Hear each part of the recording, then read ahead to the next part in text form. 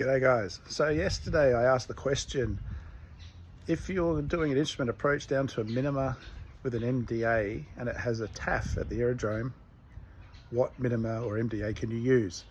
And really interesting results. Now obviously it's an Instagram survey. I have no idea whether everyone who answered instrument rated or not, but it certainly gave the result I was kind of expecting, in that more than half of you got it wrong.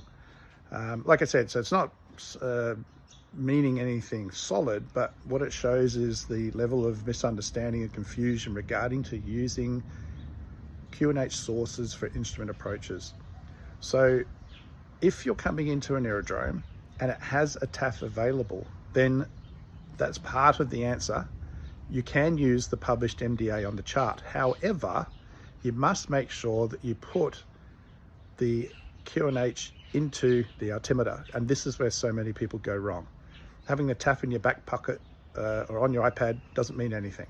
You've got to use the QNH source. So that's why answer D was correct and answer B was incorrect. It was only partially correct.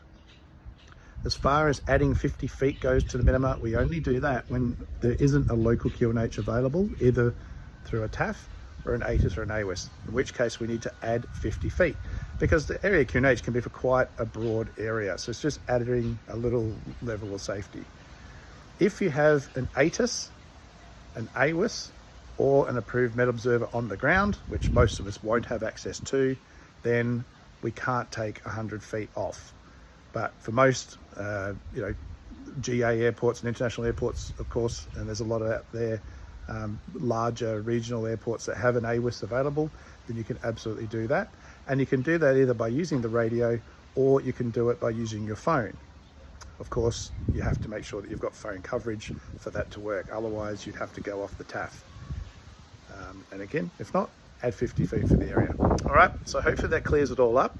Thank you for everyone that participated. I got a lot of feedback. You all love that. And having the poll there and then the reasons behind it is really useful, and that's the whole point. So I'm going to be doing this for all sorts of topics, not just IFR, but from RPL right the way through, so it'll apply to everybody.